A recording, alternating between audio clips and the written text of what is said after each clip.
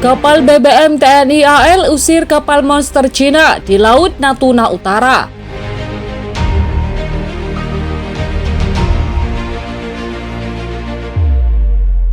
Halo Sobat Pena, jangan lupa klik tombol subscribe dan nyalakan tombol lonceng agar tidak ketinggalan video-video terbaru dari Pena Militer. Dilansir dari laman berita resmi suara.com, kapal tanker TNI AL KRI Bontang 907 telah mengusir kapal Cina yang dijuluki monster dari sekitar Laut Natuna Utara pada pekan ini.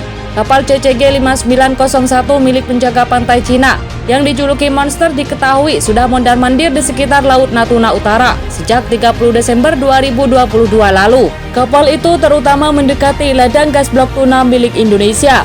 Operasi ini diumumkan KRI Bontang 907 di akun Instagram resminya pada Jumat 20 Januari 2023. Operasi itu sendiri berlangsung sehari sebelumnya, yakni pada Kamis. KRI Bontang 907 dalam pelayaran melaksanakan OPS Tombak Segara 23 di bawah Kodaltis Dangus Purla Ko Armada 1 menuju sektor patroli yang sudah diberikan. Mendapatkan informasi tentang keberadaan kapal Cina Coast Guard atau CCG 5901 melintas sekitar 153 nm timur laut Pulau Bunguran, yakni sebelah timur garis batas landas kontinen Indonesia-Malaysia.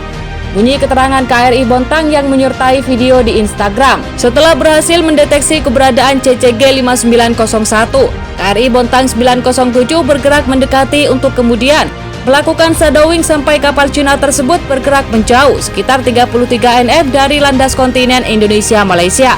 Terang KRI Bontang. Dalam operasi itu, KRI Bontang turut didukung oleh pesawat udara P-8203 jenis NC-212 milik TNI AL. Meski bertugas sebagai kapal tanker atau pemasok BBM, KRI Bontang dilengkapi dengan sejumlah senjata. Antara lain adalah sepasang meriam kaliber 20 mm dan sepasang senapan mesin berkaliber 12,7 mm. Sebelumnya diwartakan bahwa kapal patroli Cina CCG 5901 sudah terdeteksi di Laut Natuna Utara sejak 30 Desember 2022.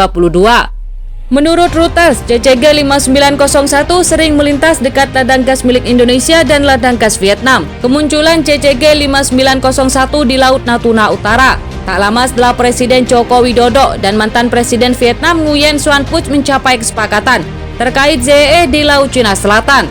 Kesepakatan itu diraih setelah negosiasi selama 12 tahun. Sementara pada awal Januari ini pemerintah sudah menyepakati rencana pengembangan ladang gas blok tuna di Laut Natuna Utara dengan perusahaan asal Inggris.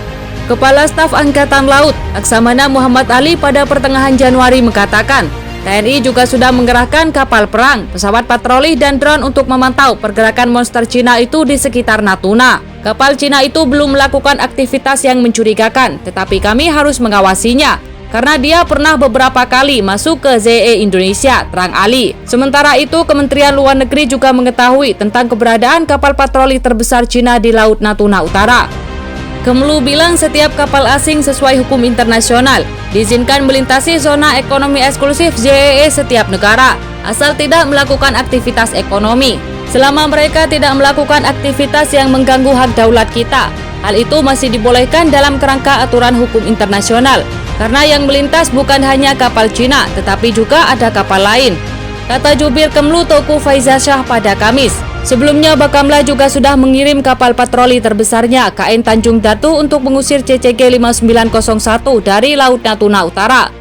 Pada 2021 lalu sempat terjadi ketegangan di sekitar ladang gas blok tuna antara kapal patroli Indonesia dan Cina.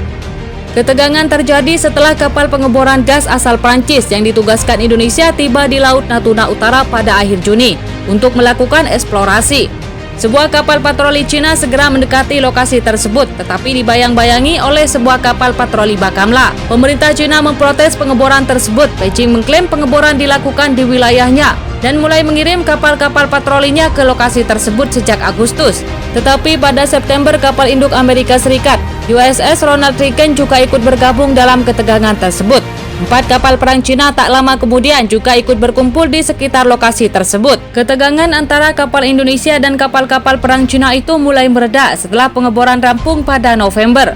Jadi bagaimana menurut pendapat Anda? Silahkan tulis di kolom komentar.